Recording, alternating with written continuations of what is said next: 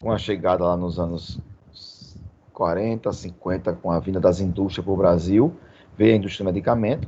O farmacêutico, que tinha um papel importantíssimo nas comunidades, porque eles produziam medicamentos, muitos medicamentos não eram industrializados, era produzido nas farmácias, né? As farmácias todas tinham lá atrás uma areazinha de manipular, tinturas, cremes, pastas, determinados medicamentos. Eu pelo menos não alcancei isso, tá? Não sou tão velho assim não, mas como eu moro no interior, ainda peguei o finalzinho desse processo aí dessa farmácia que manipulava essas coisas. E a gente teve essa lacuna, e com o surgimento do SUS no Brasil, a gente começa a voltar para o mercado de trabalho, né? Começa a ressurgir a figura do farmacêutico ligado ao medicamento. Por quê? Porque o farmacêutico ficou muito restrito às análises clínicas anteriormente a isso. E a medicamentos só nas indústrias, mas não na farmácia. Não, quando eu digo farmácia, tá? Entenda-se, comunitárias públicas e privadas, né? Entenda-se as duas, tá? Porque não existe mais o conceito de drogaria no Brasil. Tudo é farmácia, tá? É farmácia com manipulação e farmácia sem manipulação. E nós temos farmácia comunitária pública e farmácia comunitária privada. Não existe mais essa história de conceito de farmácia e drogaria, que até então foi instituído em 1973 pela Lei 5991. A partir de 2014, né, com a Lei 13.021, isso desaparece no Brasil. Tá? Só para fazer referência para vocês entenderem, né? Nós tivemos algumas mudanças, porque aí nós tivemos o... Eu vou discutir já isso com vocês aqui. Deixa eu botar maiorzinho, né?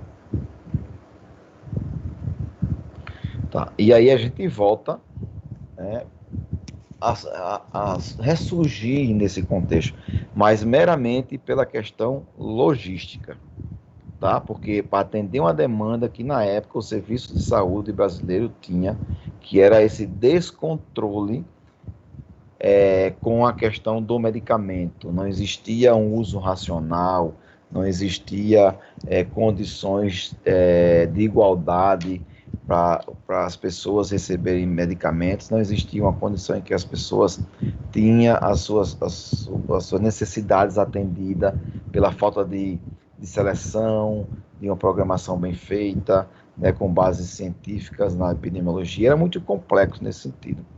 Foi importante, sim, porque a época era o que se tinha, o que se conseguiu fazer e ajudou muita gente. Mas, com o passar dos anos, foi ficando obsoleto, é tanto que a ciência farmacêutica ela vem evoluindo ano a ano. Né?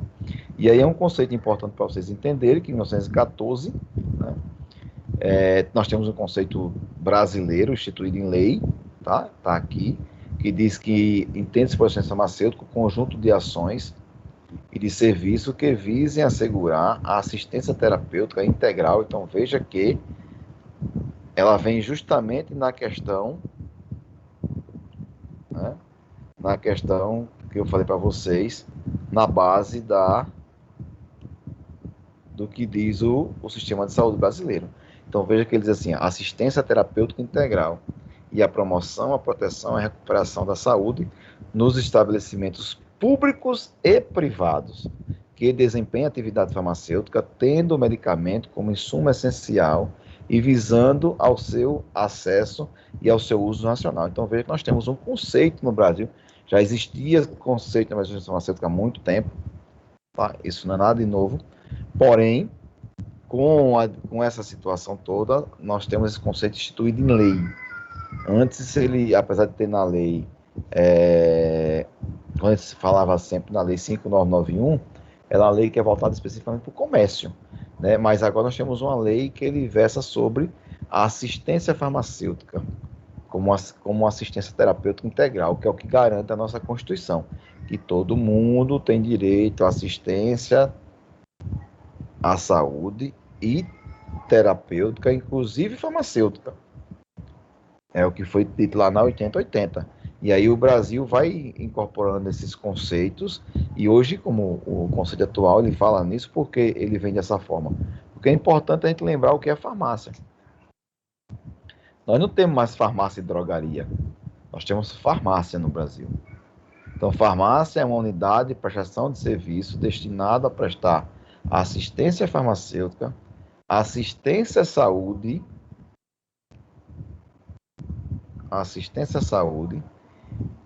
e orientação sanitária individual e coletiva, na qual se processe a manipulação e ou dispensação de medicamentos magistrais, oficinais, farmacopeicos ou industrializados, cosméticos, insumos farmacêuticos, produtos farmacêuticos e correlatos.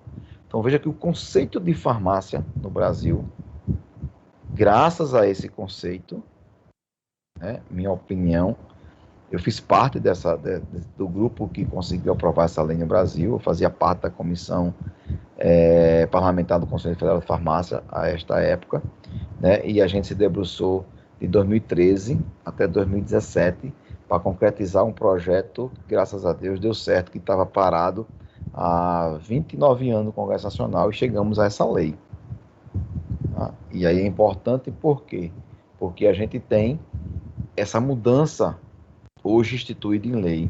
Então, mas isso é muito recente. Veja que o SUS é de 1990, a Política Nacional da Ciência Farmacêutica é de 2008, então veja, de 1990 para 2008, nós tivemos aí 18 anos para se ter uma política de ciência farmacêutica no Brasil, e essa lei que cria o conceito de farmácia como serviço de saúde, ela é de 2014.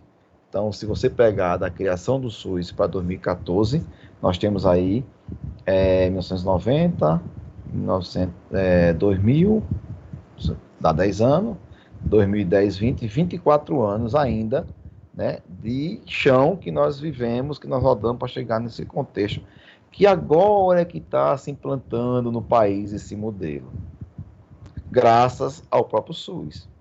Por quê?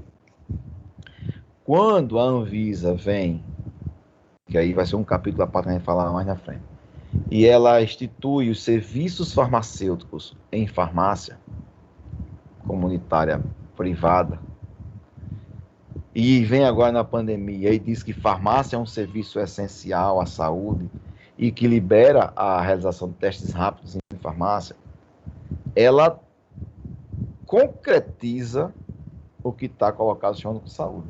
Farmácia é um estabelecimento de saúde, não apenas um mero comércio. Então, hoje, as nossas farmácias, o sistema de farmácia no Brasil é algo muito além do que era 10 anos atrás. 10 anos atrás era puro comércio. Então, veja que você tem, hoje não tem mais o conceito de drogaria, só tem o conceito de farmácia. É farmácia sem manipulação e farmácia com manipulação. Mas é só para ilustrar o que eu estava tentando dizer para vocês, que, na verdade, nós temos que focar nessa parte que eu já dei sequência.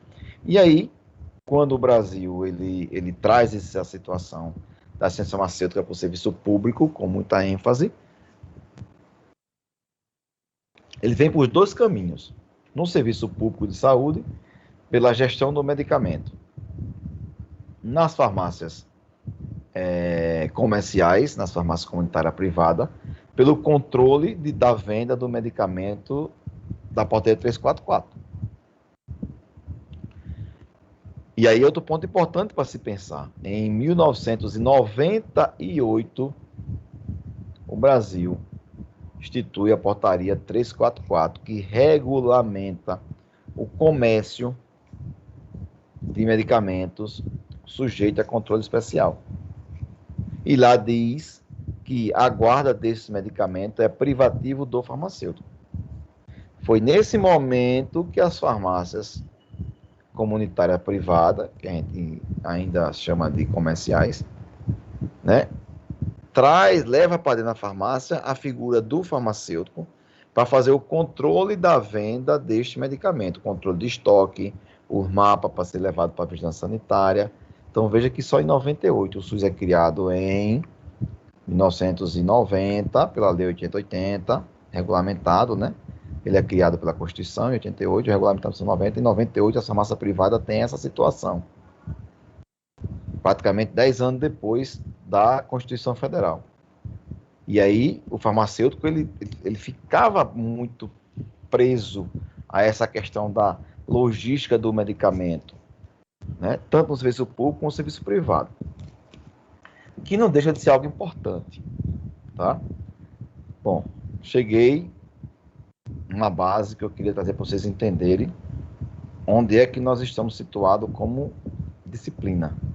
A atividade do farmacêutico é prestar assistência farmacêutica. Farmacologia é importante? É nossa base teórica para que a gente desenvolva certas atividades. Mas a farmacologia é uma disciplina, né? Ela é uma disciplina que nos dá uma base teórica para que a gente possa trabalhar a questão do medicamento, né? A questão dos seus mecanismos, e daí por diante. E aí eu vou voltar aqui, aula passada, para a turma de ciência farmacêutica, nós falamos sobre isso, né? O que é a ciência farmacêutica, conceito, aqui outro conceito diferente daquele, conjunto de ações voltadas à promoção, proteção e recuperação da saúde, tanto individual como coletiva, tendo o medicamento como insumo essencial e visando o acesso ao seu uso racional. Então veja que aqui é um conceito dentro dos modos que eu venho falando, muito voltado à logística. Então veja que eu estou falando de acesso, a logística do medicamento. Este conjunto envolve pesquisa, desenvolvimento e produção do medicamento, insumos, bem como sua seleção, programação, aquisição, dispensação. Ou seja, o ciclo da assistência farmacêutica. Nós chamamos de ciclo da assistência farmacêutica. Seleção, programação, produção, aquisição, armazenamento, distribuição e dispensação. Isso foi a primeira coisa que, quando se criou a Política Nacional de Medicamentos, começou a se falar no Brasil. No ciclo da assistência farmacêutica. Observe que todas as atividades, com exceção da produção, mas tem a ver, né? Tem a ver com, porque sem ela não tem o resto da cadeia. Todas as atividades que estão aqui colocadas, todas elas são atividades de... Aí eu vou dizer, com exceção realmente da seleção, o resto é logística. Então veja que, aí eu falei para vocês, seleção na aula passada, parte fundamental do processo da assistência farmacêutica, do ciclo. Por quê? Se você falha na seleção, você traz prejuízo para toda a cadeia do ciclo farmacêutico. Por quê, professor? Porque a seleção é o momento em que você, com base, né, com base na questão da epidemiologia, tá, você vai trabalhar a parte da formulação de uma padronização, né? Embora a gente tenha a RENAME, a Relação Nacional de Medicamentos, e nós temos, né, direitos a criar no município a Relação Nacional Municipal de Medicamento, no estado a Relação Estadual de Medicamento. Se você trabalhar com regiões de saúde, a Relação Regional de Medicamentos. Então você vai padronizar. Se está em um hospital, você vai criar a sua padronização. Então você tem um início do processo. É você fazer a escolha de quais medicamentos você vai utilizar, tá? Diante de um perfil epidemiológico que lhe é apresentado. Então tem como base a epidemiologia. Os demais é logística. Aquisição é você receber o medicamento, comprar e receber, armazenar o medicamento, que tem suas peculiaridades, distribuir o medicamento é uma ação logística e dispensar o medicamento é uma ação logística. É você dispensar e entregar o medicamento às pessoas. Não se falava aqui nesse tempo na gestão do cuidado, no cuidado farmacêutico. Então nós tínhamos até, e é importante se frisar isso, veja como é algo muito novo. Quando é criado a Política Nacional de Medicamento, depois é criado a Política Nacional de Ciência Farmacêutica, não se tratava do farmacêutico fazendo o segmento farmacoterapêutico, fazendo o acompanhamento do paciente, fazendo a farmácia clínica. Embora países como o Chile, já lá em 1960, já tinha uma farmácia clínica muito forte, instituída o seu serviço de saúde, o Brasil nem sonhava em fazer farmácia clínica. As primeiras pessoas que lançaram a farmácia clínica aqui no Brasil foi dentro do âmbito hospitalar. E tiveram, inclusive, que sair do Brasil para aprender sobre farmácia clínica. Nesse sentido. Tá? Você vê como uma coisa, o Brasil não tinha essa filosofia. Mas essa farmácia clínica eu vou falar futuramente. Então veja que a gente tinha a parte da gestão, né, do medicamento, que é o ciclo, que é isso que a gente vai focar nessa primeira demanda. Depois surge a gestão da clínica, isso a partir de 2013. Né, muito novo. E está se consolidando agora com o farmacêutico clínico. Né? Tem farmácia que tem implantado clínica e farma, tem farmácia que tem implantado outros modelos de atenções farmacêuticas voltadas para a clínica farmacêutica, mas é algo muito novo no serviço de farmácia, tanto público como privado. Tá? Por exemplo, eu sou farmacêutico, eu faço cuidado farmacêutico domiciliar, eu sou credenciado no Ministério da Saúde e fazer isso na minha unidade básica de saúde, né? Que eu sou concursado na unidade básica de saúde como farmacêutico. E eu fiz o curso no Ministério para fazer justamente esse cuidado farmacêutico. Né? Então a gente tem essa situação. Então a gente era ligado somente à questão do acesso. É importante? É, porque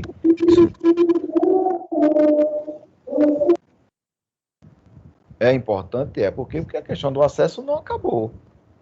Está resolvido no Brasil a questão do acesso? Não. Oi? Oi? Está resolvida a questão do acesso no Brasil? De forma alguma. Né? Continuamos tendo problemas ao acesso de medicamento. Continuamos tendo problema com o uso racional de medicamento no Brasil. Tá? Isso não mudou. Né? Evoluiu, mas está resolvido? Não. Então é importante que a gente entenda, né? E aí, assim, quando a gente fala aqui,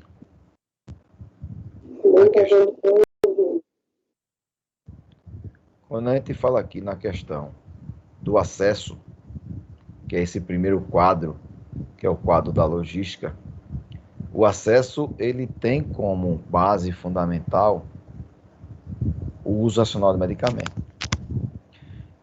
O que é que vocês entendem, minha gente, sobre o uso racional do medicamento? Eu queria ouvir um pouquinho de vocês. Vou começar, se ninguém falar, vou começar a chamar pelo nome aqui, para que vocês aumentem a opinião.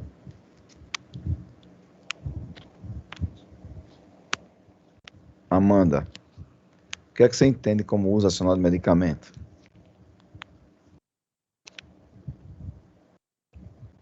Amanda?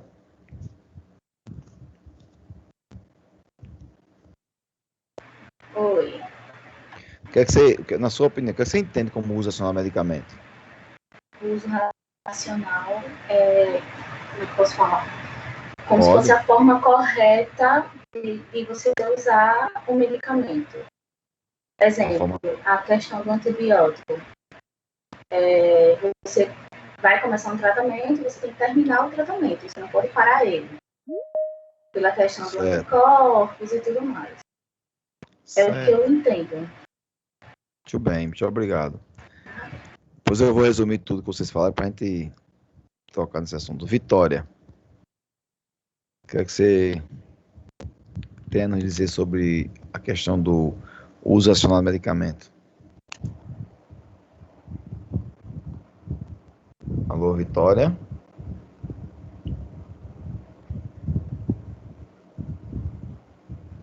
Alô, Vitória?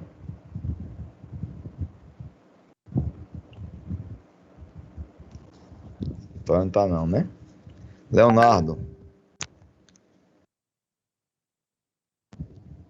Leonardo Lira, o que é que você tem a falar aí pra gente sobre...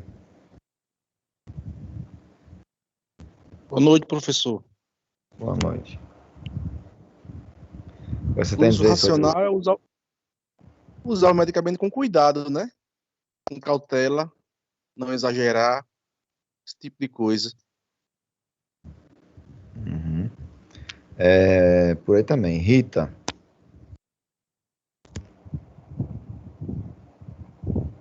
Rita, Boa noite. boa noite.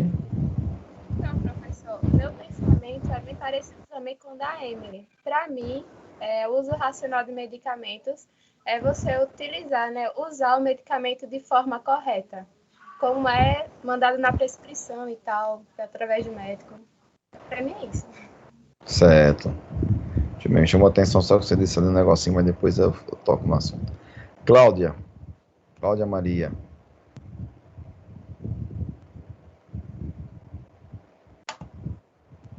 Cláudia. Boa noite, tá ouvindo? Estou ouvindo. Tá. Para mim, como a minha colega falou aí, que o uso racional da medicação é aquela prescrita pelo médico, e não a gente se automedicar. Certo.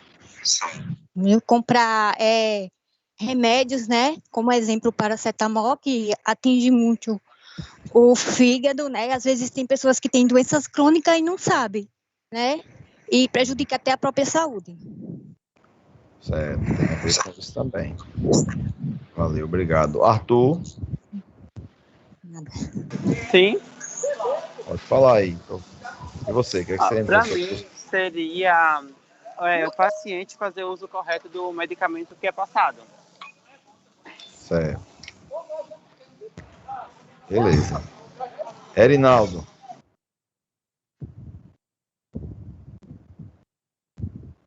Erinaldo. Erinaldo agora. Erinaldo. Renata Teixeira.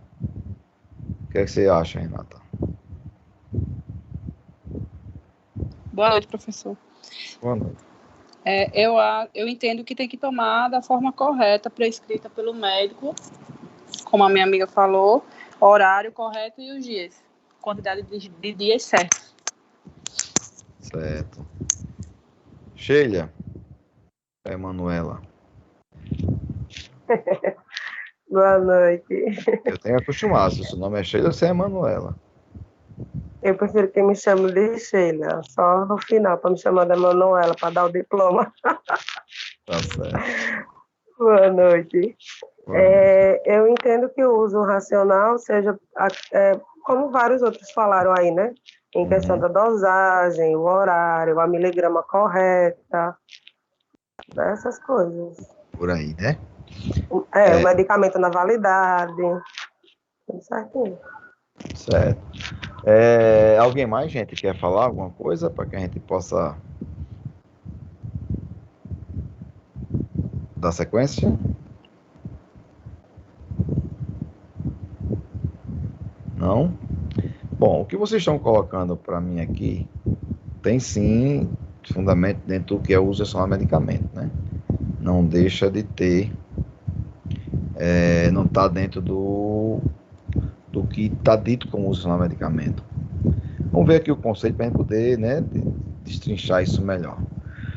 O uso racional ocorre quando o paciente toma um medicamento apropriado, então é um medicamento certo, a sua necessidade clínica, né? Então, assim, nem sempre o medicamento que o paciente está tomando vai atender a sua necessidade clínica. E aí a automedicação é muito perigosa nesse sentido. Na dose e posologia correta, em um período de tempo adequado e ao menor custo para si e para a comunidade. Aqui é que entra o processo do acesso do medicamento, né? É que entra o processo da gestão da logística do medicamento. Então, veja só, quando a gente fala, como eu falei para vocês aí, sobre a clínica, sobre a seleção, digo, que é importante selecionar o medicamento de forma certa, né, com fundamentos na epidemiologia, eu estou justamente trabalhando a necessidade clínica dos pacientes. a necessidade clínica da minha comunidade, a necessidade clínica dos pacientes que, de repente, no meu serviço hospitalar, eu atendo. E na farmácia comercial, eu posso pensar dessa forma? Posso. Se você analisar que uma praça, né, uma farmácia em um bairro tem um mix diferente da farmácia em outro bairro, isso está dentro da questão da epidemiologia. É porque a epidemiologia daquele bairro é diferente da epidemiologia do outro bairro. Então a gente tem essa possibilidade. Né? E isso é pensar lá na seleção do medicamento. E toda a parte logística que a gente fala do medicamento tem a ver com a questão do tempo e do custo. Então, quando eu faço essa seleção do medicamento, que eu me baseio no tempo e no custo do medicamento, no tempo de chegar esse medicamento, eu receber, eu distribuir, e o custo disso, para que eu mantenha um período de tempo adequado que o paciente tome durante todo o seu tratamento correto, eu justamente vai ter a ver com todo aquele meu processo. De eu fazer uma aquisição bem feita, da gente fazer um armazenamento correto para que o medicamento não perca sua validade e que esteja em condições adequadas para ser fornecido ao paciente, para que a gente faça uma distribuição correta desse medicamento e uma dispensação correta desse medicamento para garantir, né, que o paciente tenha acesso ao medicamento, né, em tempo hábil, em quantidade suficiente para manter seu tratamento, uma vez que o tratamento tem que ser, né, de forma racional. E de forma racional, e aí eu vou agora expandir esse leque para vocês, não se trata apenas de tomar o medicamento na dose certa, na hora certa, não. O uso racional, ele traz outras variantes, né? Como, por exemplo, quando você pensa em uso racional, você pensa por duas situações. Primeiro, diminuir custos para o serviço de saúde, para que ele possa garantir o maior número possível, né, com o pouco recurso que tem de medicamentos para atender a população. Esse é um ponto. E o outro é de fazer com que o paciente faça o uso correto desse medicamento para que ele tenha uma melhor resposta terapêutica. Para que ele tenha uma melhor resposta terapêutica. Então, veja que quando eu falo em uso racional do medicamento, né, nós temos situações diferentes. Nós temos duas linhas de pensamento que é importantíssimo para a gente, se a gente pensar por esse caminho. E essa logística do medicamento, elas nos garante justamente que o medicamento possa ser utilizado de forma racional. Então, ele continua sendo algo muito importante para a gente. Lógico que ele foi ampliado, partindo do princípio que o ciclo era só esse, e que a parte da dispensação, ela evolui para a gestão da clínica, e nesse contexto, nesse momento aqui, entra um outro item, que é a prescrição farmacêutica, em que o farmacêutico pode prescrever medicamento, e aí eu vou chamar a atenção do que vocês falaram lá. Vocês falaram muito na prescrição médica, na prescrição médica. Nós temos a prescrição farmacêutica, nós temos a prescrição do odontólogo, né? Nós temos outras situações. Porque quando se fala em prescrição, né, eu não tenho só a prescrição do medicamento propriamente dito, mas eu tenho também a prescrição de terapias não medicamentosas, produzido por vários profissionais, e não é voltada só para o medicamento. Então, aí eu não estou dizendo a vocês que esse leque hoje se ampliou demais quando eu falo aqui desse segmento da gestão clínica. Em tempo hábil a gente vai tratar sobre ele. Planos que já viram a aula, né? Mas quando a gente fala em seleção, a gente fala justamente em quantos medicamentos existem disponíveis no mercado, quanto nós precisamos comprar, como escolher, quais critérios utilizados para escolher. Eu vou resumir para vocês, porque eu já dei essa aula para os outros meninos, tá? Então, a seleção é um processo de escolha de medicamentos baseado em critérios epidemiológicos, técnicos e econômicos, estabelecido por uma comissão de farmácia terapêutica, que é uma comissão formada por farmacêutico, médico, enfermeiro, dependendo do serviço, né? Dentista e outros profissionais, dependendo do serviço de saúde que você esteja inserido. E aí, né, visando assegurar um medicamento seguro, eficaz, custo-efetivos, com finalidade de racionalizar seu uso, harmonizar a conduta terapêutica, direcionar o processo de aquisição, produção e políticas farmacêuticas. Então, veja que a seleção de medicamento, através da comissão de farmácia terapêutica, não tem a função apenas de selecionar medicamento, tem a função também de prover, né, todo o processo de aquisição.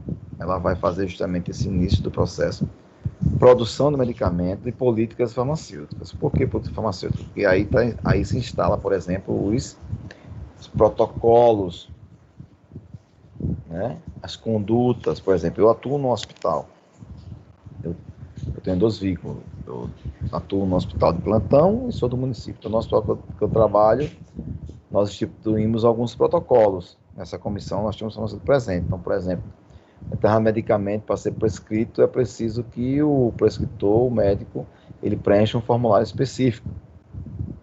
No caso, por exemplo, de antibiótico, para que a gente faça acompanhamento desse paciente durante todo o seu período de tratamento, de 7 dias, por exemplo, ou de 10 dias, para que a gente possa garantir a compra desse medicamento e o tratamento do paciente de forma adequada, para que ele não tenha o medicamento, o tratamento quebrado no meio, né? Quando se faltar medicamento, desabastecer. Só dando como exemplo, entre outras coisas que a gente institui como protocolo. E aí essa comissão de farmácia terapêutica que faz isso.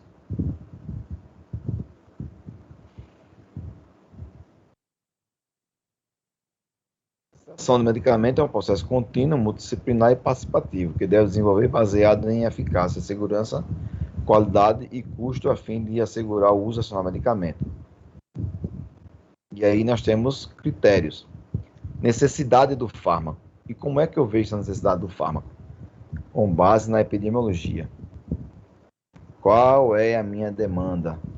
O que é que eu tenho que combater? Quais são as doenças que eu tenho que atacar? Quais são os procedimentos que são realizados? E por aí vai. Então, eu tenho que entender qual é a necessidade real da minha população ou do meu serviço. O meu serviço é um serviço hospitalar que trabalha com muita indústria. Muita indústria. É um serviço hospitalar que trabalha com muitas cirurgias, mas cirurgia de diversas categorias. Então, eu vou ter que ter um leque diferente de vários tipos de produtos, desde os correlatos utilizados até os medicamentos. Mas eu trabalho com um serviço em que ele é especializado nessa condição. Então, eu vou focar a minha seleção com base na minha especialidade, na minha necessidade. Então, segurança, custo, eficácia clínica comprovada, né, dos medicamentos. Então, tem um critério para fazer a escolha desse medicamento. Então, veja que eu tenho que ver a disponibilidade do mercado, o limite orçamentário e a comodidade da posologia. Posologia, por quê? Porque é importante eu conhecer isso. Tem medicamento que o fornecedor, por exemplo, tem frasco de 60, tem frasco de 60, de 100, de 120, 150 ml. Às vezes tem até de 80. Então, eu tenho que ver, por exemplo, qual é a minha demanda, o que é que eu atendo mais. Aí eu atendo criança no espectro de tal ano a tal ano, de tanto de 5 a 10 anos, por exemplo. Então, essas crianças elas usam, vamos supor, uma dose padrão de 5 ml. Então, geralmente o tratamento vai ser de um antibiótico de 7 dias, ou na grande maioria eu uso 10 dias. Estou só dando um exemplo para vocês. Então, quem é melhor usar nessa comunidade posológica? O frasco de 60, o frasco de 100, o frasco de 150. Então, tenho que adequar a essa situação condições ou critérios para que eu possa fazer uma seleção da forma como eu tenha um melhor custo e uma condição melhor de promover o uso racional de medicamentos. E aí essa seleção tem históricos aí que eu posso utilizar como referência. A lista de medicamentos essenciais da OMS, a Relação Nacional de Medicamentos Essenciais no Brasil, Formulário Terapêutico Nacional, que existe, Relação Estadual de Medicamento, quando existe, essenciais, a RESM, e Relação Municipal de Medicamento, quando existe. No serviço hospitalar, eu uso a minha padronização. A primeira coisa que a gente tem que fazer no serviço hospitalar é padronizar. Dessa condição. E não vou nem entrar nesse assunto que não. Então, seleção de medicamento. Aqui é a parte da produção, é a parte industrial, porque nós temos quando foi feito isso aqui pela Universidade Federal, nós ainda temos um parque industrial farmacêutico ainda público, pouquíssimos, mas temos. Nós temos a Farmanguinhos no Rio, nós temos a Fiocruz, nós temos o Butantan, temos a FURPS em São Paulo, que produz medicamento, temos ainda o Lafep aqui em Pernambuco, tem mais uns 2 laboratórios públicos ainda, porque antes nós tínhamos, inclusive, no Brasil, em Alagoas, que era o Lifal, mas encontra-se fechado. Né? Então, essa questão da produção, a gente também tinha alguns critérios a se pensar para poder produzir um medicamento, né? Se produzir esse medicamento. Então, a gente produz numa demanda. Exemplo agora, produção de vacina. Veja que nós temos aí toda uma situação, 2 institutos brasileiros produzindo vacinas diferentes e participando primeiro dos estudos, para depois fazer os testes e colocar essas vacinas no mercado, né? E aí garantir a produção dessas vacinas. Então a gente tem toda uma situação, né, estabelecida, mas eu não vou focar nisso porque é algo que a gente, infelizmente, para a gente aqui em Alagoas é muito solto, porque a gente não tem essa produção. Esses dados precisam até ser melhorados.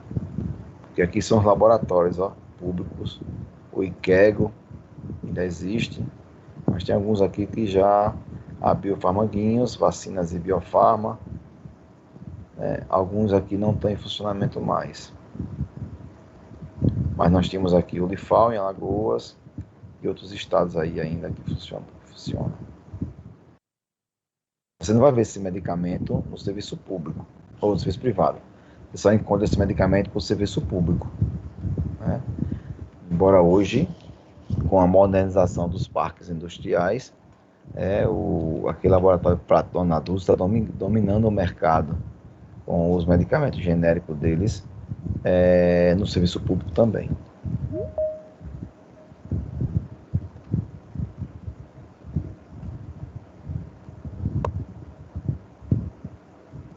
Deixa eu fazer aqui um negócio.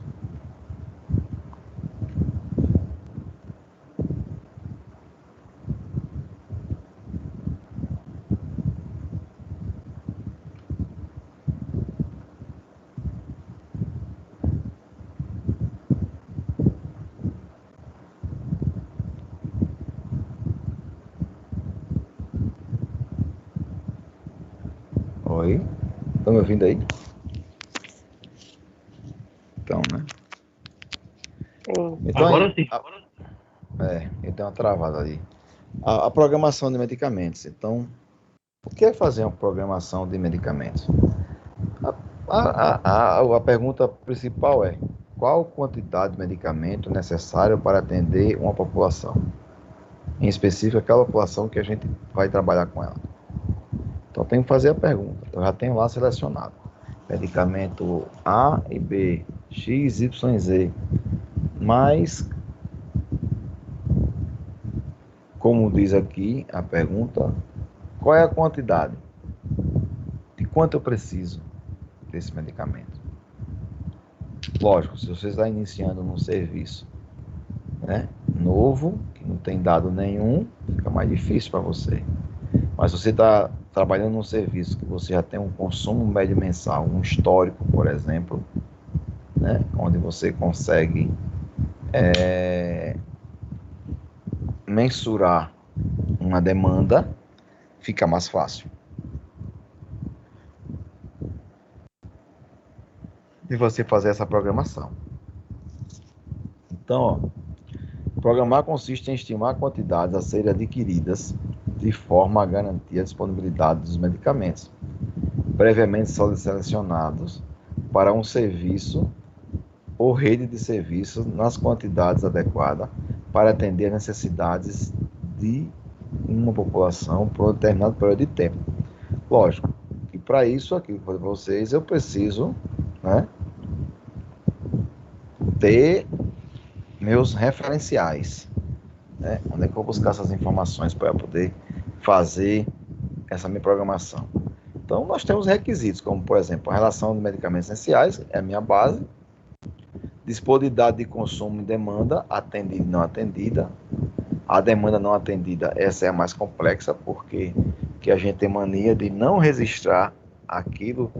No serviço privado, até na farmácia comercial, comentária privada, até que o pessoal faz, mas no serviço público as pessoas não fazem, de anotar a demanda não atendida.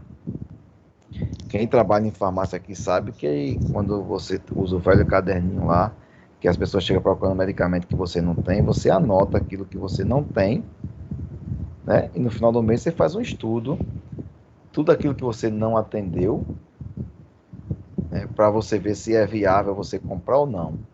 É interessante que as pessoas fazem essa anotação, né? Principalmente em farmácias independentes, em farmácias de bairro. Isso dá para você justamente a condição de você fazer uma programação, de comprar, de melhorar o seu mix. Sistema de informação de gestão de estoque eficiente, importantíssimo. A gente tem um sistema de gerenciamento de estoque. No serviço público nós temos o Horus, que gerencia isso. Deixa eu mostrar aqui para vocês.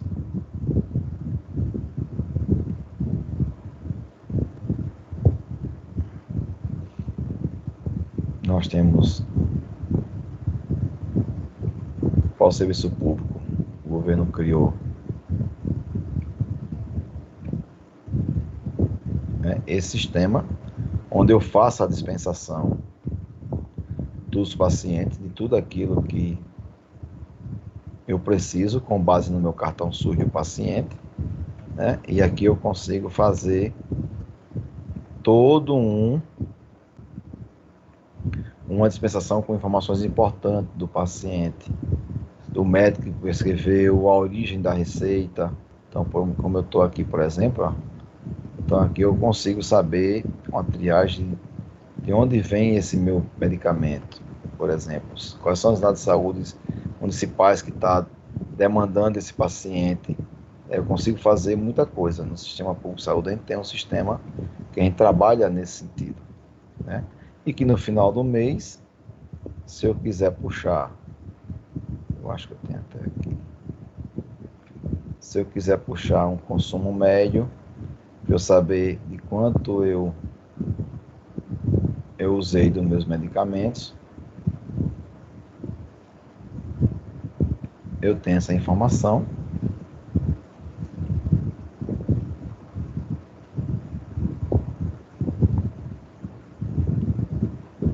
E lógico, no serviço privado você tem outros sistemas eficientes também, né? Se você não tiver, fica muito difícil você fazer o controle com as fichinhas manuais, mas em última hipótese você não tem, você vai ter que partir para as fichas manuais e anotar, né, as coisas, para você não ter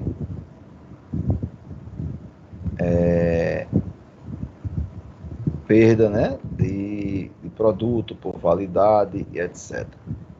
Então a gente tem aqui uma condição no serviço público desde 2010, né, que até então a gente tinha vários outros, mas fazia muito o controle grosso da situação através da nota fiscal do que entrava e do que saía. Agora não, agora a gente tem condições de saber quanto o paciente está pegando medicamento por mês, quanto custa um paciente para um município, por exemplo, um serviço público. Né? E se a gente quiser saber, quanto foi dia 2? O consumo médio mensal,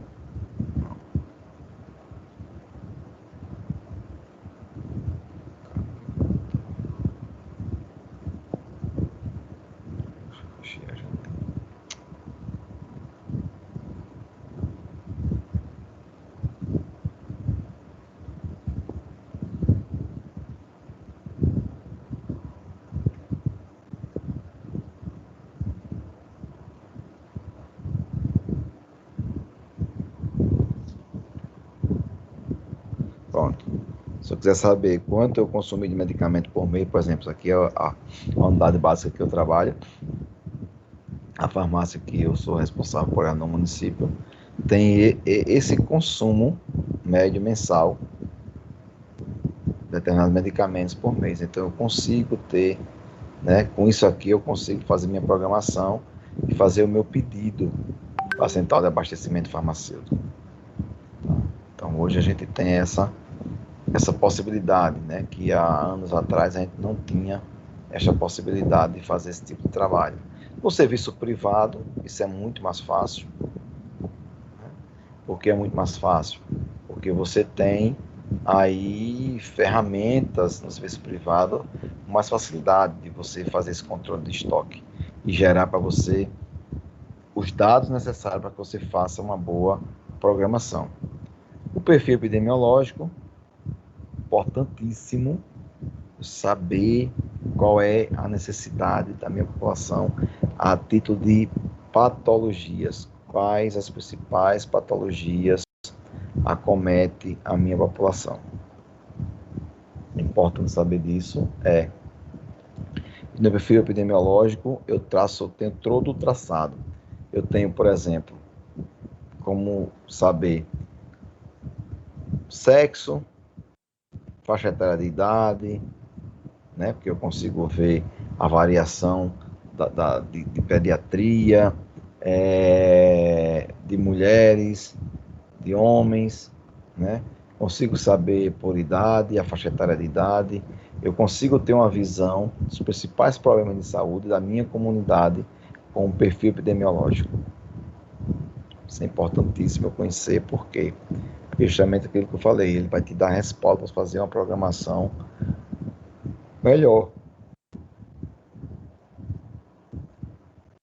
Os dados populacionais, importante saber, né? Porque se você está em um município, você tem que saber quantos municípios você tem, até porque você recebe o dinheiro da ciência farmacêutica do governo federal per capita, por cabeça, por cidadão. Então, o governo federal, ele paga aí uma média de, acho que 6,50. Deixa eu ver aqui como é que está hoje. Não lembro mais. Meu computador tá ruim aqui. Não tá dando espaço.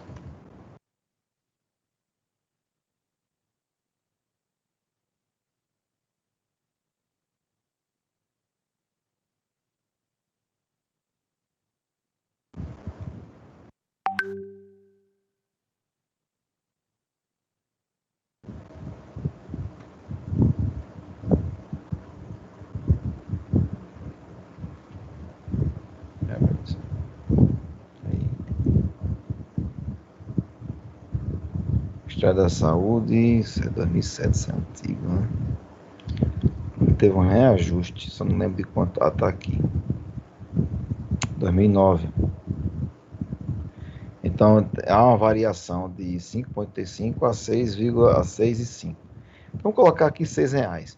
Né? O governo federal ele manda para os municípios R$6 por pessoa. Qual é o cálculo que o governo federal faz?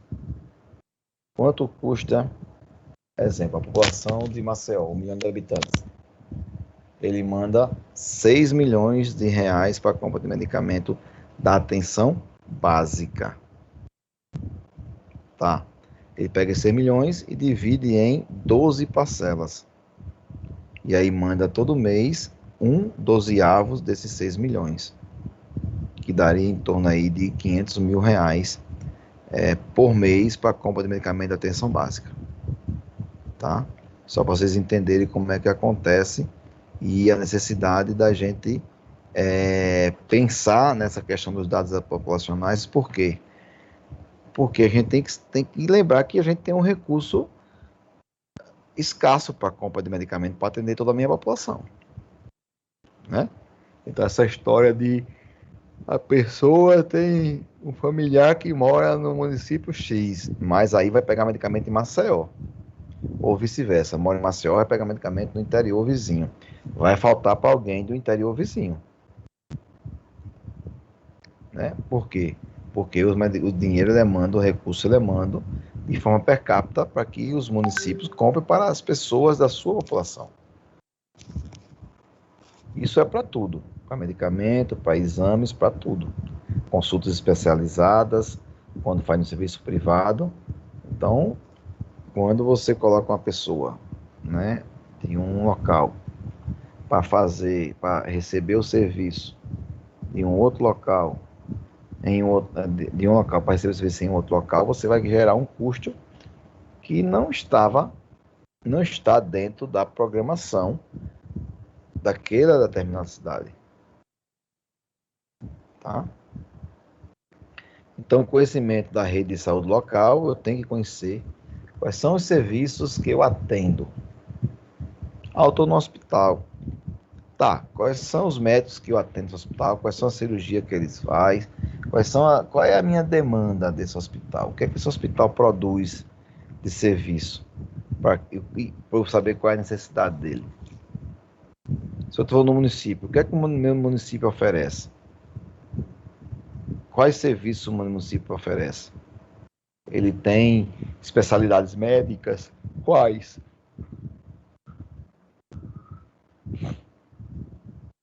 Saber a disponibilidade do meu recurso financeiro e criar os mecanismos de controle e acompanhamento, geralmente, né, informatizado. Então, a programação de medicamentos, ela é uma balança, né, é uma estimativa entre abastecimento e perda de abastecimento. Eu abasteço, né, ou a perda do meu abastecimento, ou seja, é a condição que eu tenho para garantir que ele esteja equilibrado. E esse equilíbrio, gente, para eu manter esse meu abastecimento equilibrado, não depende apenas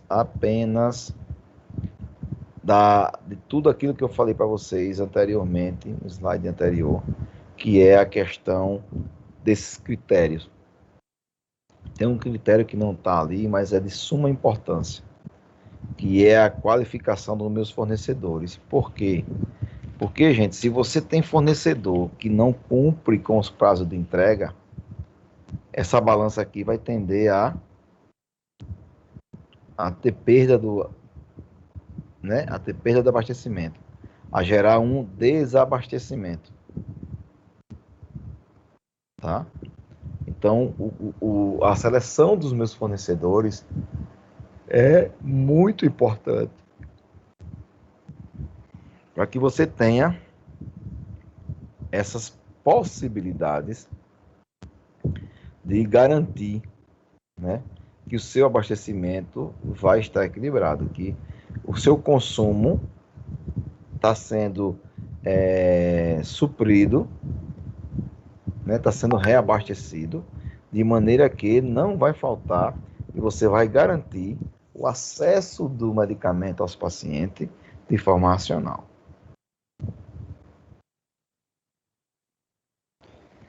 Então, a programação do medicamento deve ser realizada de forma articulada, considerando recurso financeiro, infraestrutura e necessidade de serviço. Método de programação: perfil epidemiológico, consumo histórico, consumo médio mensal e oferta de serviço. Bom,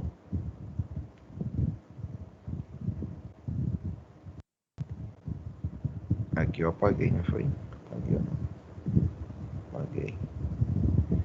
Vocês viram que lá, né, nesse meu caso aqui, eu uso a minha programação mensal, eu uso o consumo médio mensal. É um método. Tá? Mas eu possuo outros métodos para fazer essa minha programação. Consumo histórico, perfil epidemiológico e a oferta de serviço. Existe um melhor método de fazer isso? Não. Tá? Geralmente a gente tem que juntar esses métodos e aproveitar partes deles. Por exemplo, quando eu penso no meu consumo médio mensal, vou mostrar para vocês aqui. Meu consumo médio mensal. Eu fui lá. Ácido acessil salicílico. O meu consumo médio mensal é de 9.400 comprimidos. Eu vou pedir 9.400 comprimidos? Vou dar um exemplo melhor. A Ciclovir, esse mês. Meu consumo médio mensal foi de 119. Eu vou pedir para meu ressuprimento 120? Não. Eu tenho que lembrar, eu lembrei de algo que aconteceu. Eu estou monitorando algo que aconteceu. Chegou um paciente só no final do mês, pessoa de 140 comprimidos, com tratamento. Ele é imunossuprimido. Né? Pessoas que têm doenças autoimunes e às vezes são imunossuprimidos, como por exemplo HIV também, e aí precisa fazer uso desse medicamento em grande quantidade. E aí o que é que eu fiz? Eu, com base, né, no meu consumo médio mensal, mas no perfil epidemiológico está se apresentando, que entrou um paciente agora no sistema que está fazendo uso mensalmente de 140 comprimidos, só ele, eu aumentei a minha quantidade que eu pedi para reabastecimento. Eu pedi em torno de 300 comprimidos. Por que eu fiz isso? Porque o meu consumo médio mensal não vai ser suficiente para suprir a minha necessidade. Uma vez que, nesse exato momento, entrou um paciente no sistema que ele sozinho consome mais do que o meu consumo médio mensal. Então, na hora de você fazer uma programação de medicamentos, você tem que estar atento, né? E a lembrar que existem outros fatores que são importantes nesse contexto a ser considerados. Foi colocado, por exemplo, a médica pediatra atendia só um dia por semana. A partir de agora, ela vai passar a atender 2 dias por semana. Opa, acendeu uma luz. Minha oferta de serviço. Se eu vou aumentar o número de dias de atendimento dessa especialidade, com certeza eu vou aumentar o número de pacientes atendidos por essa especialidade. E com isso eu vou aumentar o meu consumo de determinados medicamentos, como por exemplo albendazol, suspensão, antibióticos, suspensão e daí por diante. Então eu tenho que começar a pensar em fazer a minha programação de medicamento com base nessa mudança do meu perfil. Né? Por quê? Porque na minha oferta de serviço há uma alteração. A minha unidade de saúde só tinha um médico, agora tem 2.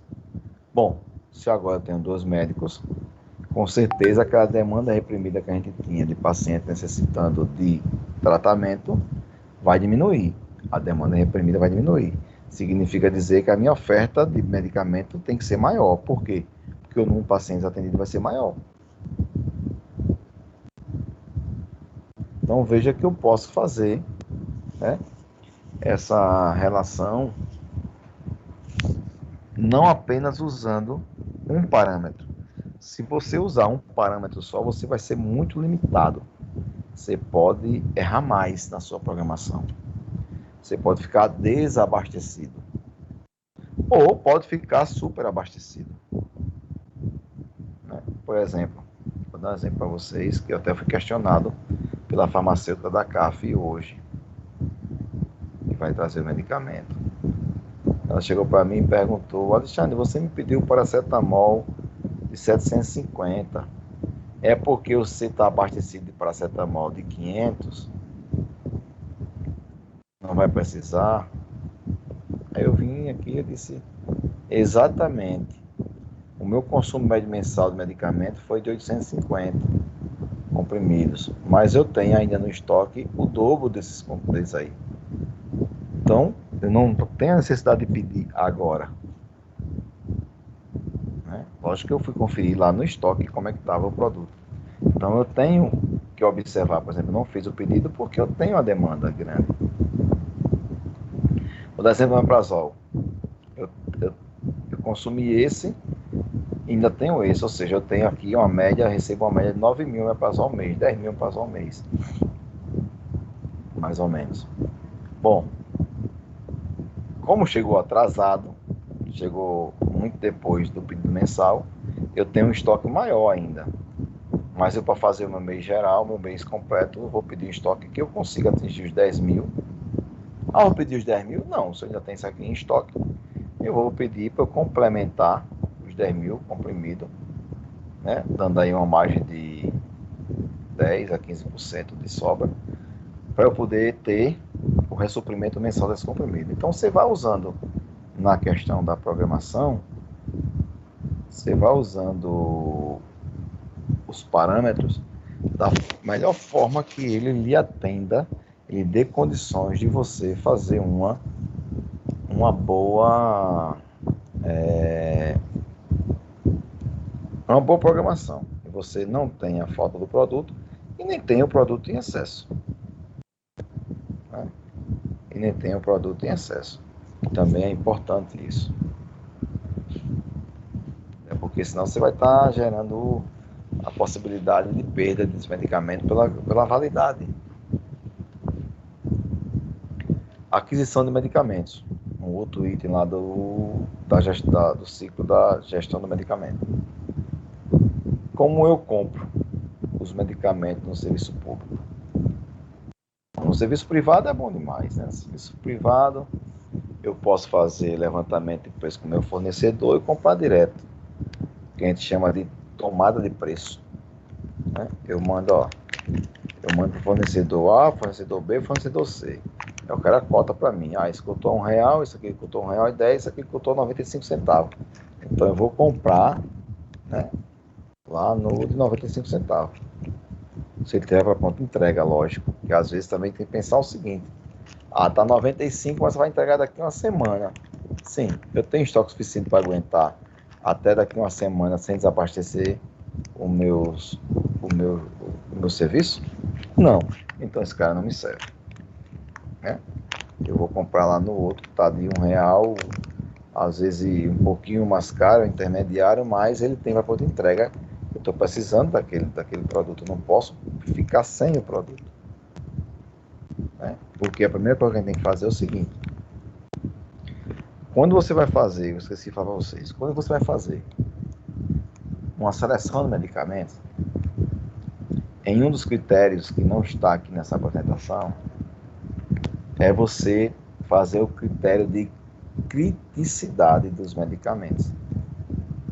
A chamada curva X, Y, Z. Você já ouviu falar nisso? Alguém falar na curva X, Y, Z? Tem noção do que seja isso? Não. Não, né? A galera que está aí já atuando no setor farmacêutico, tem galera do que seja isso? Professor, são curvas que servem para parâmetros de estoque. Mais ou menos. Nós temos a curva ABC, né? Que nos dá essa condição de fazer a questão com relação ao custo, né? Mas nós temos também a curva XYZ que faz esse parâmetro também para garantir um melhor abastecimento do nosso estoque. Mas é chamada de curva de criticidade. É isso para a gente. Curva X, Y, Z.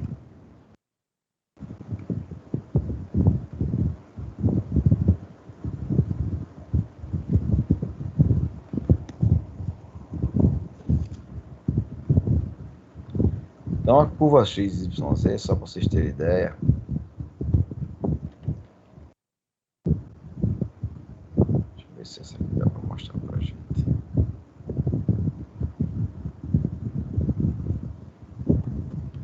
Eu vou mostrar de forma geral, né?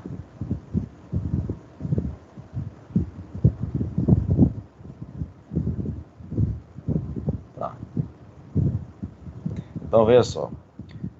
A classe que eu chamo de X são itens de baixa criticidade. Então, deixa eu colocar melhor aqui.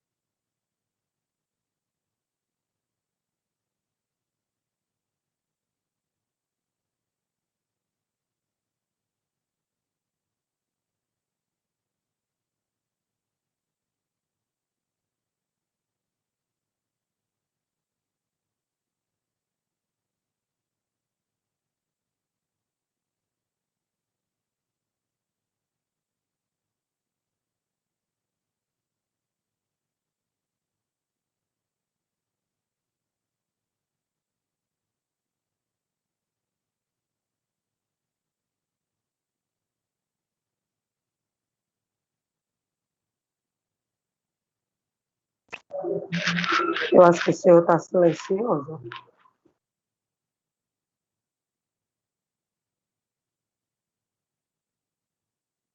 Impactar negativamente no meu processo. É o que eu chamo de X. O que eu chamo de Y é aquilo que ele tem uma criticidade média. Né? Ele pode impactar no meu serviço com a falta dele. Porém, uma letalidade. Né? Eu posso substituí-lo por um produto B. É um produto A, eu posso substituir por um produto B, já que ele tem essa criticidade aí média. Mas nós temos os itens Z, que são de alta criticidade. Se faltar, por exemplo, o paciente vai a óbito. Se faltar, eu não posso realizar cirurgia, não pode haver cirurgia no meu serviço hospitalar. Né? Então, é algo que tem uma prioridade máxima, porque essa criticidade dele dá essa condição por mais que seja caro, eu não posso deixar de ter. Tá? Então, isso é o que nós chamamos... Ixi, que vem todas as línguas agora aqui. É o que nós chamamos de classificar através da curva XYZ esses produtos. Né? E aí a gente tem como condicionante para a seleção de medicamentos essa condição, né, dessa criticidade. Vamos aqui, ó. Você faz um cruzamento, né? E aí a gente, como farmacêutico, acha que não vai precisar, que é da contabilidade, mas não. A gente faz parte desse processo de fazer o cruzamento da relação custo com relação criticidade do produto. E aí, essa etapa eu faço lá na seleção. E a minha aquisição já tem isso muito bem traçado, né? Muito bem delineado, para que a gente possa ter essas condições muito bem organizadas. Então, consiste no conjunto de procedimentos pelos quais se efetiva o processo de compra de medicamentos, de acordo com a programação estabelecida com o objetivo de suprir necessidade de medicamento em quantidade, qualidade, menor custo, efetividade e manter a regularidade do sistema de abastecimento, ou seja, manter a regularidade no estoque. Como falei para vocês, do nosso menor custo e efetividade. E esse menor custo e efetividade está ligado justamente à questão do cruzamento dessa nossa curva XYZ, que é a curva em que a gente consegue trabalhar essas variantes: custo e criticidade, né? Condição para que o paciente se mantenha vivo e há necessidade dele ter esse medicamento. Tá? Então a gente tem que focar na realização da seleção, da programação e fazer uma aquisição em cima disso. Não adianta eu adquirir um produto. Isso serve para uma farmácia comunitária privada no comércio. Por quê?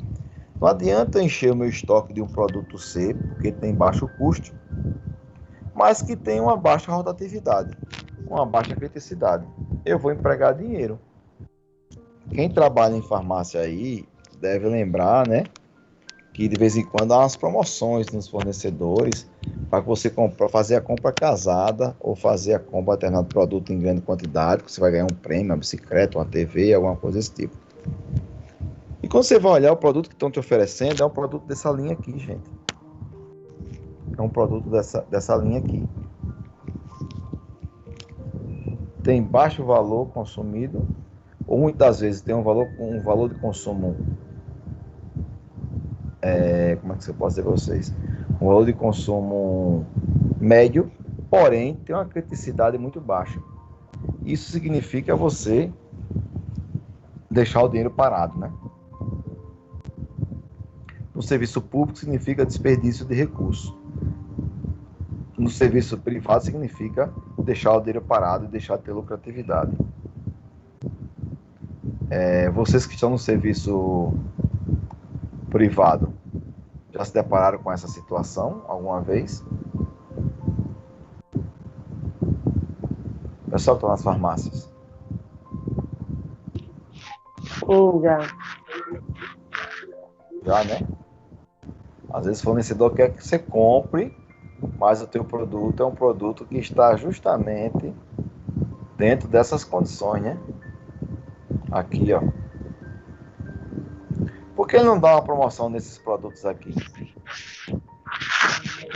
Para que você faça um estoque legal e venda rápido, e gire o dinheiro mais fácil e ganhe dinheiro também. Quer ter um item de alta criticidade, ou seja, um item que sai bastante, que vende muito, que necessita muito do serviço de saúde. Por que não fazer nesse sentido? Mas o que realmente faz aqui, nessa linha aqui, que é aquela linha que está parada lá no seu estoque.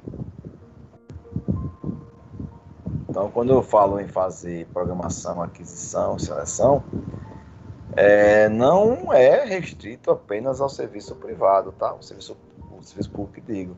O serviço privado, quando você vai fazer uma gestão de uma farmácia bem feita, que você é o proprietário, ou você é o gerente farmacêutico, né? Ou você é o próprio gerente, você tem que pensar como gestor. Como gestor, nós temos ferramentas que nos condicionam a ter melhores resultados, tá? E essa gestão da logística do medicamento é uma ferramenta da ciência farmacêutica importantíssima para se trabalhar nesse sentido. A aquisição, nós temos alguns pré-requisitos. Primeiro, é com base na seleção, com base na programação, seguindo um catálogo de materiais contendo todas as especificações técnicas do produto que eu preciso fazer meu termo de referência. Cadastro e seleção do fornecedor. Lembro com vocês? Eu preciso selecionar meu fornecedor. Mas por que, professor, eu preciso selecionar meu fornecedor? Porque eu tenho que ter fornecedores que atendam a minha demanda em tempo hábil e que tenha condições de me dar suporte com a quantidade que eu necessito. Então é necessário que isso aconteça. Fatores importantes de uma aquisição de medicamento: recursos humanos, seleção de fornecedores e sistema de informação. Né? Por que sistema de informação entra nesse contexto? Porque ele é quem me dá o start da hora de eu comprar. aquele meu controle do estoque lá é que me vai dar o start para saber assim, tá na hora de comprar? E aí nós temos pontos importantíssimos a aprender sobre isso, que é dentro da nossa planilha de controle de estoque, entender o nível do meu estoque. Então você tem lá o estoque máximo, estoque mínimo, você tem o ponto de ressuprimento, você tem seu estoque de segurança. Deixa eu ver se eu acho aqui esse material. Isso é de uma outra disciplina, mas dá para se usar aqui. De administração, nem acho, não sei se tem isso aqui.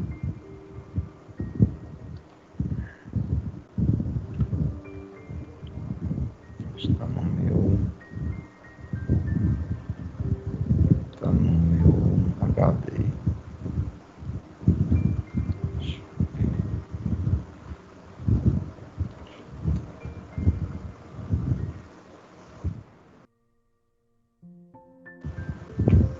Pois tem isso. Acho que não tem.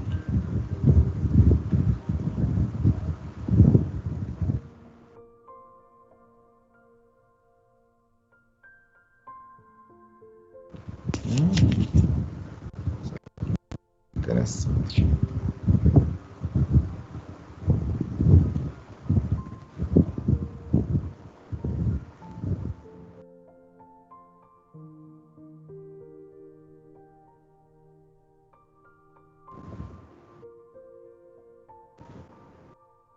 Bom, aqui, achei. Para que você faça uma aquisição interessante, então você precisa fazer um gerenciamento do seu estoque. E eu tenho que definir meu ponto de suprimento, meu estoque de segurança, né?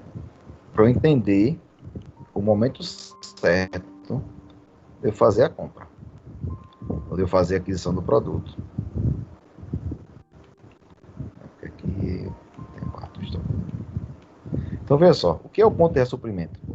É o parâmetro de alerta do dimensionamento de estoque. É o nível de estoque que, ao ser atingido, sinaliza o momento de se fazer uma nova compra, evitando posterior ruptura do estoque, ou seja, evitando desabastecimento. Se eu evito desabastecimento, eu trabalho, né, com mais eficiência o meu uso racional de medicamentos. Tá? Então nós temos o estoque de segurança, que é a quantidade de cada item que deve ser mantida como reserva para garantir a continuidade do atendimento em caso de ocorrência não prevista, como elevação brusca de preço, por exemplo, tá? Aumento no consumo,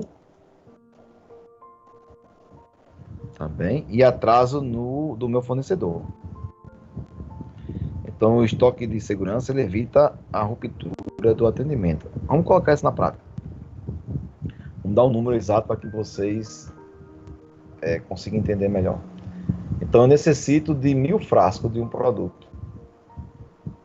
Esse é meu estoque, esse é minha demanda. É o que eu uso.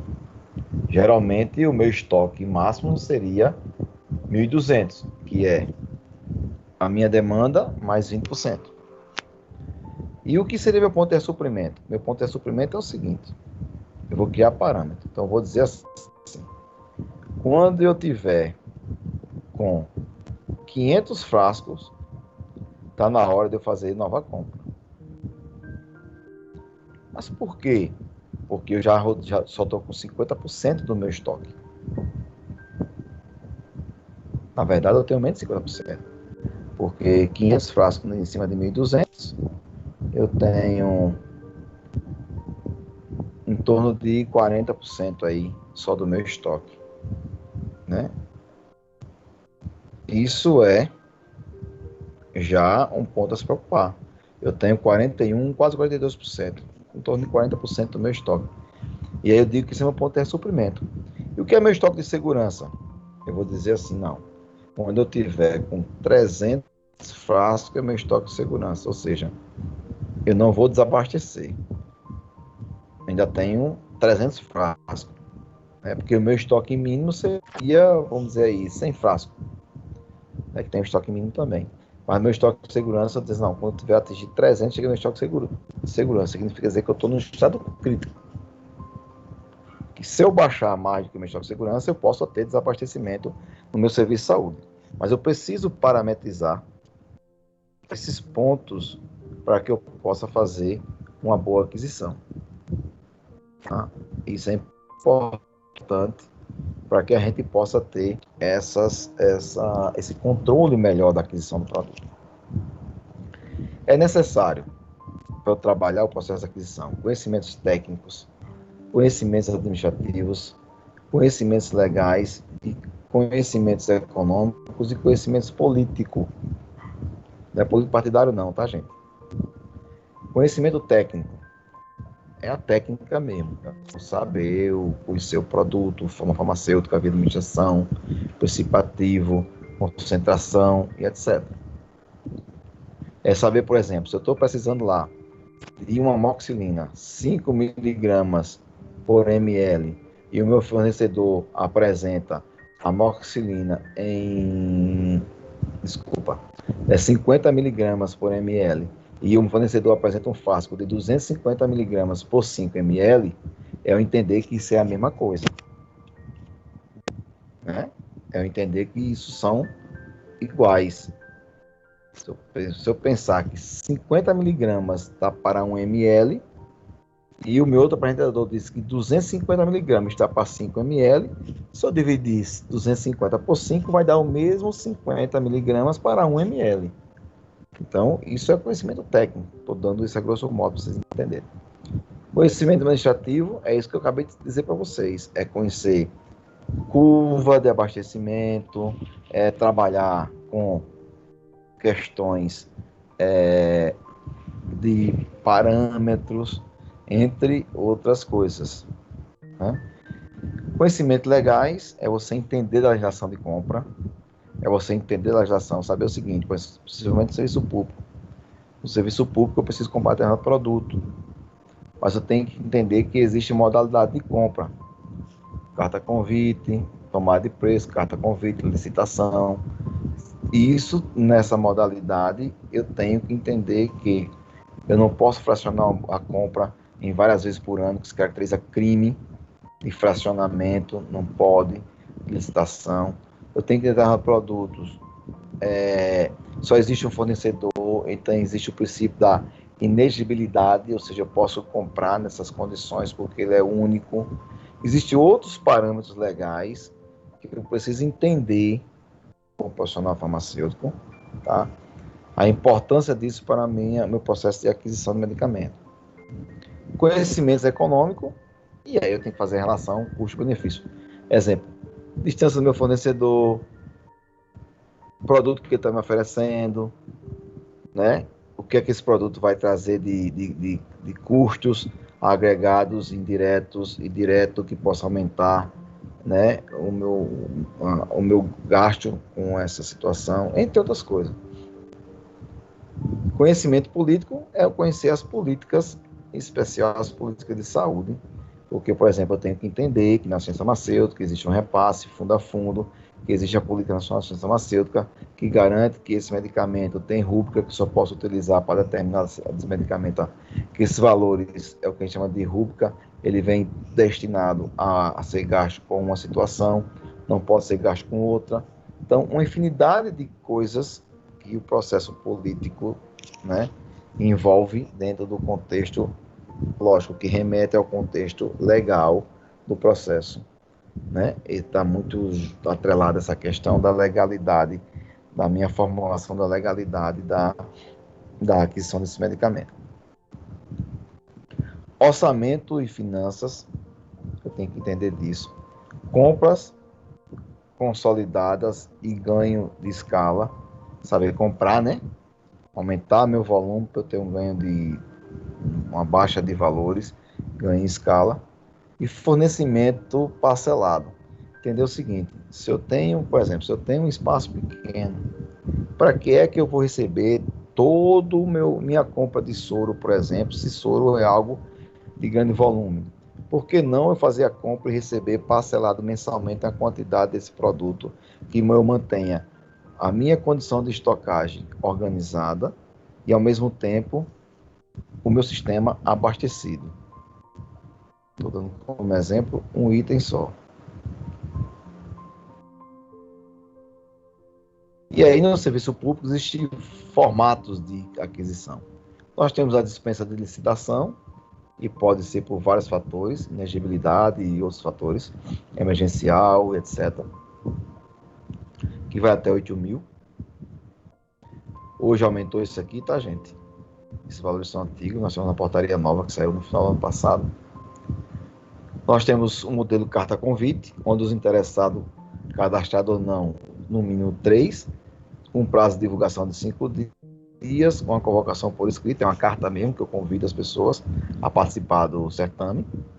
Tomada de preço, que é um cadastro que eu publico no Diário Oficial, ou eu faço, por exemplo, através dos sistemas de compras online que nós temos hoje. Nós temos um oficial do Banco do Brasil, que pode ser feito por ele. Os órgãos públicos podem usar ele como referência para fazer suas atas de registro de preço. Então, essa tomada de registro de preço, ela vai gerar uma ata de registro de preço, onde os fornecedores vão dizer o preço que pode entregar o produto, e você vai deixar isso registrado, e na hora que você precisar, quem ganhar, que não é preço lógico, você vai lançar a mão de fazer o contrato com aquele fornecedor que te ofereceu o melhor preço. Caso ele desista, você parte para o segundo fornecedor, e assim sucessivamente, até você conseguir o abastecimento do seu serviço de saúde. Concorrência, publicado também no Diário Oficial de grande circulação, mas aí nós temos um valor acima, hoje parece que é de 800 mil, essa mudança, temos um valor acima do valor preconizado para a tomada de preço, e nós temos o pregão eletrônico, que é de 8 dias, que aí eu falei para vocês, pode ser feito através de sistemas informatizados. O Banco do Brasil tem um sistema próprio, onde você pode fazer, não tem valor, você pode fazer desde coisas pequenas até coisas gigantes, só que existe um problema muito sério. Quando o pregão é presencial, ainda vai, porque você está diante do seu fornecedor. Agora, quando o pregão ele é eletrônico, e você não está com o fornecedor ali presente para discutir determinadas situações, o fornecedor pode desistir da entrega, e se ele desistir da entrega, você fica desabastecido. É muito comum isso acontecer. É muito comum isso acontecer.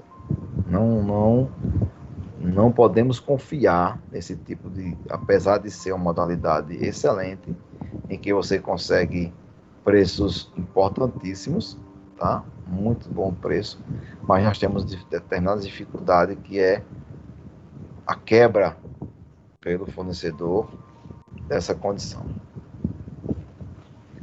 Então, essa parte de licitação, nós temos a fase interna e a fase externa, né? Então, na fase interna, definição do objeto, pesquisa de preço, identificação da dotação orçamentária e elaboração do edital. Na elaboração do edital, se precisa do termo de referência. E o termo de referência, geralmente, o farmacêutico é acionado para confeccionar ou ajudar na formulação do termo de referência. Isso é quando o farmacêutico não participa diretamente da licitação, não faz parte da equipe, né? Na fase externa, nós temos a divulgação do edital, começando essa fase. Daí vai o início do processo licitatório, que é toda a etapa, né, do certame da realização da licitação, que é a habilitação da empresa, julgamento das propostas, emissão do parecer técnico. E aí, nessa emissão do parecer técnico, novamente entra a farmácia. Por quê? Como é que foi feita a escolha do medicamento? Eu tenho que fazer a escolha do medicamento só pelo preço? Não. Eu tenho que observar todas aquelas condições que eu falei para vocês. Fórmula, forma farmacêutica, apresentação do produto, forma, apresentação, Tem outro. Eu esqueci, ó.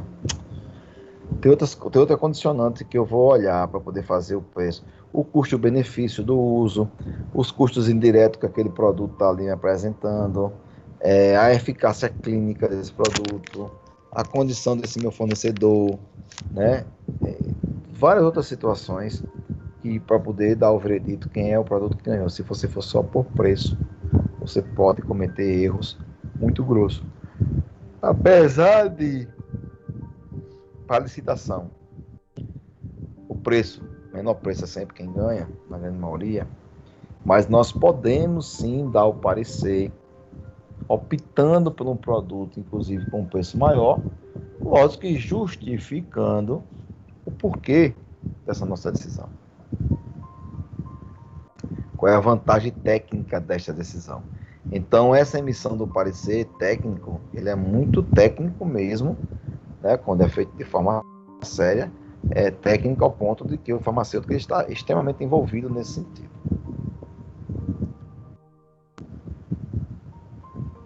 Bom, armazenamento de medicamento. O que é armazenar o medicamento? É o próprio nome, né? É guardar, né? Conjunto de procedimentos técnico-administrativos que visa assegurar a qualidade dos medicamentos por meio de condições adequadas de estocagem e um controle de estoque eficaz. Então, o armazenamento, ele vai do recebimento até a distribuição. O início do processo, que é a distribuição. Então, ele vai pelo recebimento, a estocagem e o controle de estoque. A estocagem é o direcionar o produto para o local exato. Então, no recebimento do medicamento, que para mim é a parte importantíssima do processo, existe a conferência do produto solicitado e recebido, ou seja, se os medicamentos entregues estão em conformidade com as condições estabelecidas de tal. E aí nós dividimos em duas condições, técnicas e administrativas. Técnica: especificação do produto, registro sanitário, certificado de análise, responsável técnico, embalagem, rotulagem, lote, validade, transporte. E no transporte a gente vai abrir outra situação. Exemplo, no transporte. O produto está dentro das condições sanitárias adequadas. Exemplo, é um produto termolábil, esse produto chegou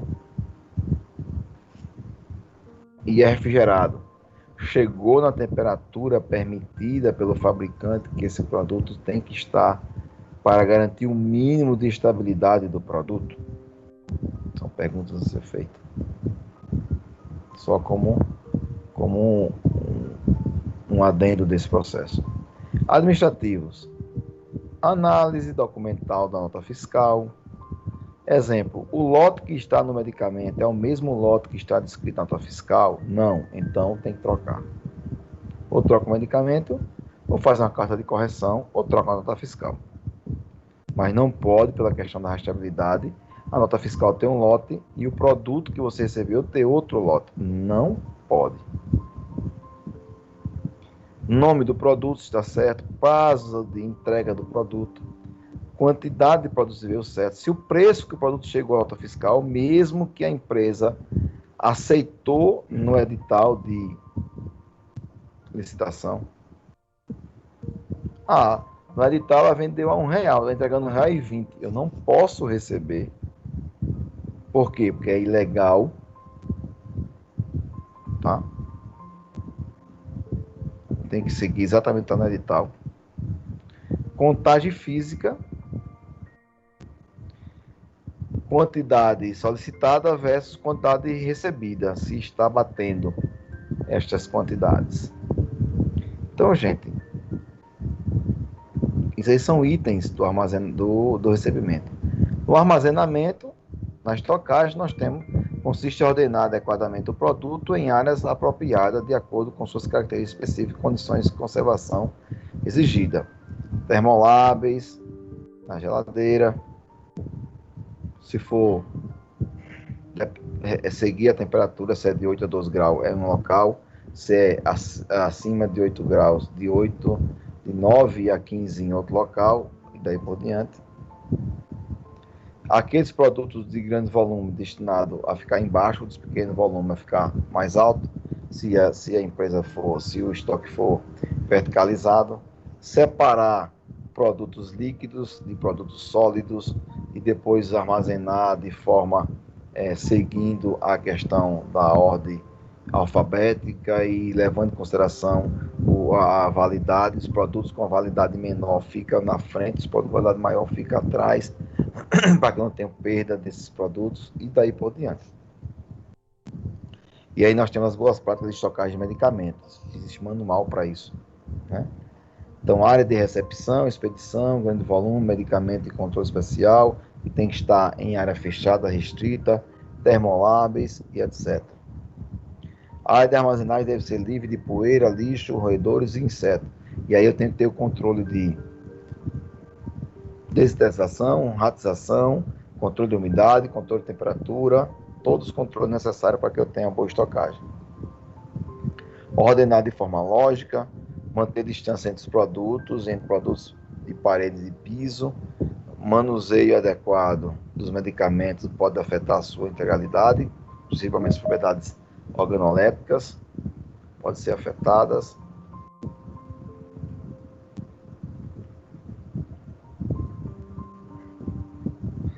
Conservados nas embalagens originais, observada a ordem, prazo e validade, já falei, observado o empilhamento máximo permitido para o produto, importante nos grandes volumes para que não tenha rompimento das caixas, não deixar em contato direto com o solo, nem com a parede, nem com luz, né? Recebendo sol, recebendo iluminação direta no produto. Os itens mais volumosos e mais pesados próximos às áreas de saída, medicamento termolável controle especial deteriorado ou vencidos, interditados ou devolvidos separados na quarentena, para que você tenha essa condição de garantir um mínimo de condição sanitária. Temperatura, umidade, luminosidade, ventilação. Nós temos que armazenar os produtos de acordo com o fabricante diz. Local fresco de 8 a 15 graus, congelado de 0 a 20, frio ou refrigerado de 2 a 8, quente mais que 30 graus, temperatura ambiente entre 15 a 30 graus. De estoque, proporcionar subsídios para se determinar as necessidades de aquisição, garantir a regularidade,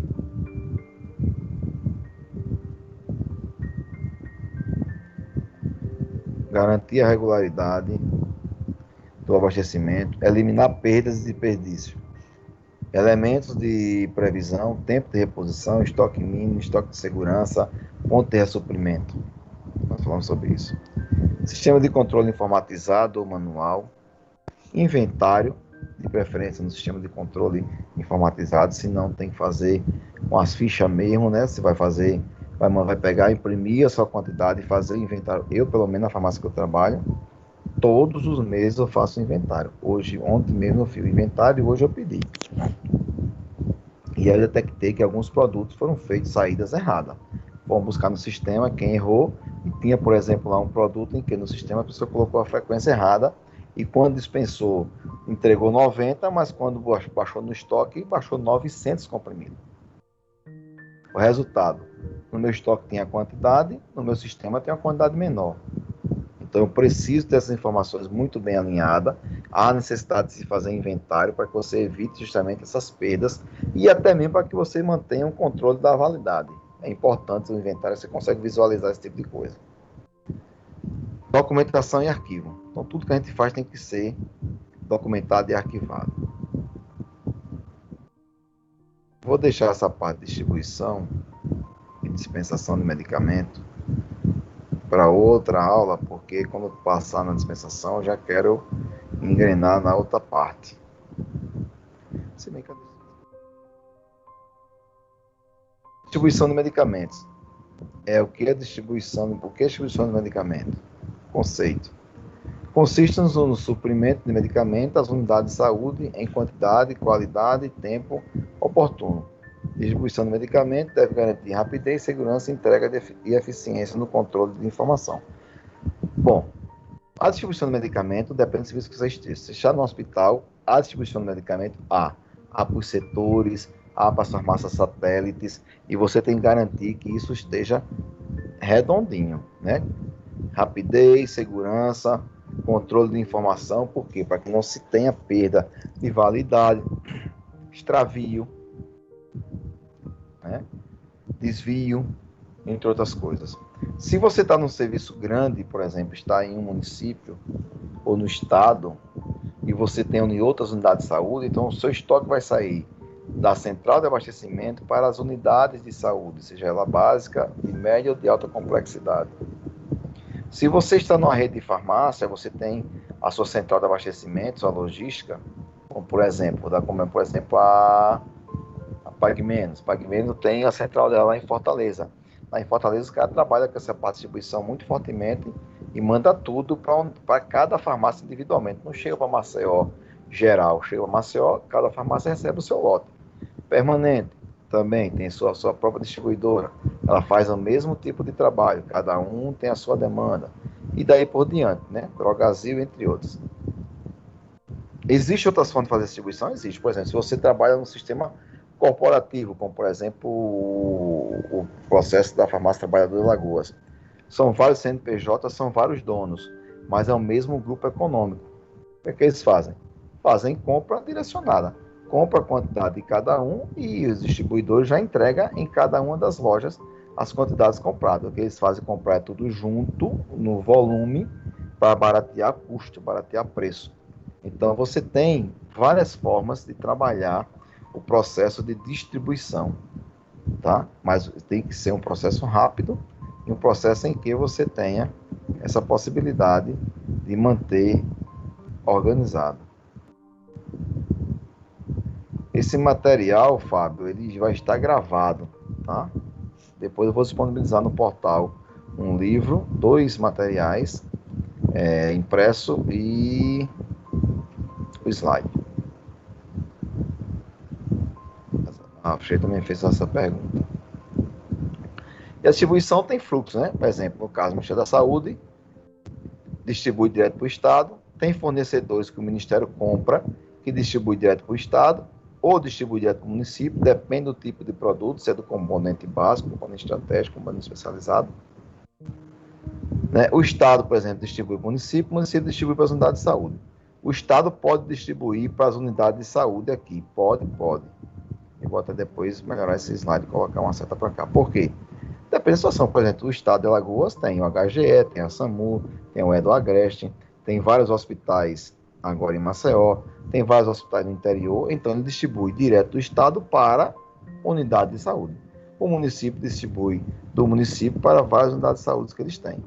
Né? E assim por diante. E o fornecedor, no caso do Estado, tem fornecedor que entrega direto para a unidade de saúde. Direto, por exemplo, entrega direto para o HGE. E o HGE faz uma ordem de serviço para depois mandar para o Estado pagar. E daí por diante. Existem vários fluxos de acordo com cada situação, com cada empresa, com cada unidade de serviço que você tem, que você está trabalhando. Então, gente, isso aí é o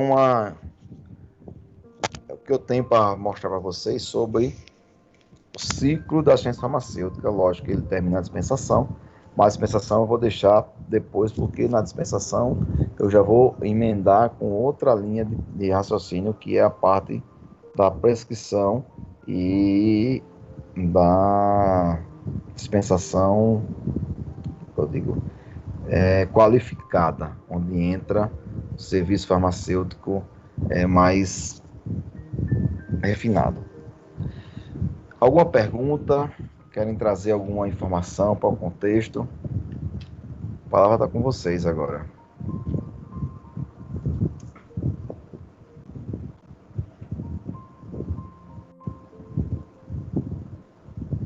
Hello, tem gente aí? A assistência farmacêutica é uma pós-graduação. né?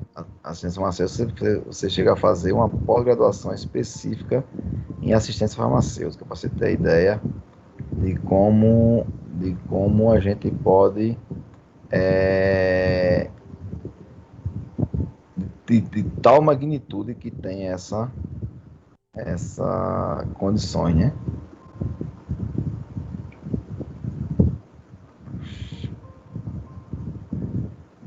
Você ter ideia de como isso... O primeiro contato é muita coisa, né? A gente vai absorvendo aos pouquinhos, mas é interessante. O universo, né, de pós-graduação é um nível muito, muito alto e complexo. É complexo. Se tratar de ciência farmacêutica, o que eu falei para vocês, a ciência farmacêutica é tanto que hoje nós temos ela dividida, né? Ela dividida no sentido de ter separado a gestão da clínica. Então, nós temos uma especialização, por exemplo, em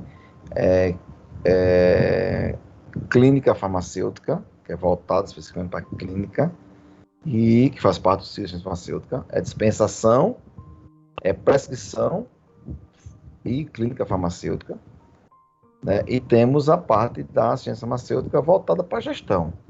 Por exemplo, eu tenho uma especialização em gestão, a minha são em gestão de serviço de saúde, é mais complexa, mas eu vi o módulo de gestão de ciência farmacêutica. Mas a ciência farmacêutica, a gestão da ciência farmacêutica, eu já fiz diversos cursos sobre o assunto, e algo que a gente, tipo assim, como eu fui gerente da Central de Medicamento do Estado aqui de Alagoas durante 2 anos, e já fui coordenador de ciência farmacêutica do município que eu sou concursado. Hoje eu não sou mais, sou só farmacêutico na unidade de saúde, mas a gente vivenciou isso na prática, no dia a dia, sabendo exatamente, dizer para você exatamente como a coisa funciona, né? Uma vez que a gente tem essa experiência, né? De mostrar como é que se dá essa situação, entendeu? Eita, sabe o que aconteceu? Agora que eu me dei conta, gente. Eu não gravei essa aula. Agora que eu me dei conta disso. Estou vendo aqui. Mas eu vou disponibilizar esse material para vocês. E qualquer coisa a gente volta a trabalhar ela. Certo? Com calma também. Que aí, de qualquer maneira, eu vou falar novamente várias vezes. Mas agora que eu vi que não foi gravado. Tem que ter apertado aqui, iniciar a gravação. Se bem que me informaram que isso grava automaticamente. Mas eu vou dar uma olhada até no sistema se ficou gravado. Bom, seria isso, né? Essa introdução à primeira aula de vocês e a segunda aula do pessoal, para que vocês tenham uma noção do que é a ciência farmacêutica. Lógico que isso aqui é uma parte pequena, tem muita coisa para discutir ainda. Tá ok? Então, boa noite para vocês. Foi uma satisfação. Estou tentando ver aqui como é que eu volto para aquela tela que está, que eu não sei voltar mais. Boa noite, professor. Tá ok. Boa noite a todos. Boa noite. Boa noite, professor. Boa noite a todos. Boa noite. Boa noite a todos. Boa noite, professor.